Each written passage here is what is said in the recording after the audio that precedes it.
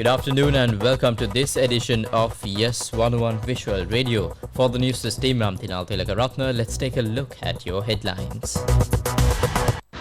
Newsfirst headline. Sirasanamami Sirasa Vesak zone opens to public for the second day. Police committee to probe a tragic bus accident. 18-year-old girl dies in house fire in Kottava.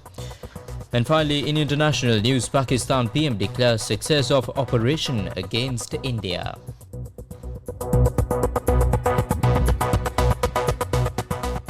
In your top story, the Sirasanamami Sirasa Vesak zone is open to public for the second consecutive day today. A large crowd of devotees visited the Sirasanamami Sirasa Vesak zone yesterday to venerate the sacred Saravakna relics along with other Maharat relics. In addition, sacred relics enshrined at the historic Paramananda Rajamahavihare in Gaul, gifted to Sri Lanka in 1886 by King Chulankara, also arrived at the Sirasanamami Sirasa Vesak zone for the public to venerate for the second consecutive day. For the next 4 days, the Sirasa Vesak zone will also showcase a stunning pandal depicting the story of the Andhabhuta Jataka. Visitors can also enjoy colorful lanterns and puppet shows around the zone.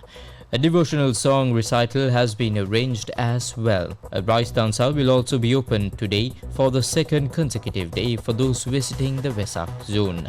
The Sirasanamami Sirasa Vesak zone is being held at the Sirasa head office premises in Braybrook Place, Colombo, and will continue until the 16th of May.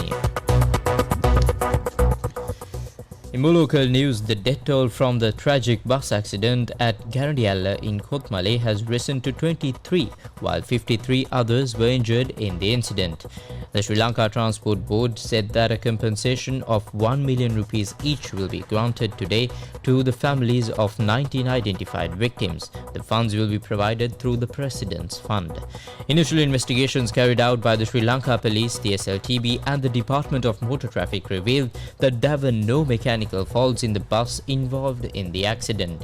Meanwhile, Acting Inspector General of Police Priyantha Veerasurya has appointed a 5-member committee to conduct a comprehensive investigation into the tragedy. The committee will be headed by Senior DIG of Police Ajit Rohana. Other members of the committee includes DIG Ruan Gunasekara and Manjula Senarath, SSP Manoj Ranagala and Mechanical Engineer KK Hingala. The acting IGP has directed the committee to submit a detailed report including findings and recommendations on or before May 30th, and he has also instructed that the investigation should cover 7 key areas to determine the root causes of the accident. In addition, a ministerial committee has been appointed to inquire into the status of the injured victims. According to Deputy Minister of Transport and Highways Prasanna Gunasekara, the committee, comprising officials from the Kataragama and Kampala depots, will coordinate patient transport and compensation arrangements. The Deputy Minister added that the post-mortem report of the bus driver involved in the accident is expected to be received today or tomorrow. An 18-year-old girl has died in a house fire in Porogodalla, Kottava. Police said that the victim was alone at home when the fire broke out. The cause of the fire has not yet been determined and a full investigation is currently underway. International news. Pakistan Prime Minister Shehbaz Sharif said today that the country's offensive against India was a quote-unquote grand success, declaring that the achievement was celebrated on the 10th of May every year.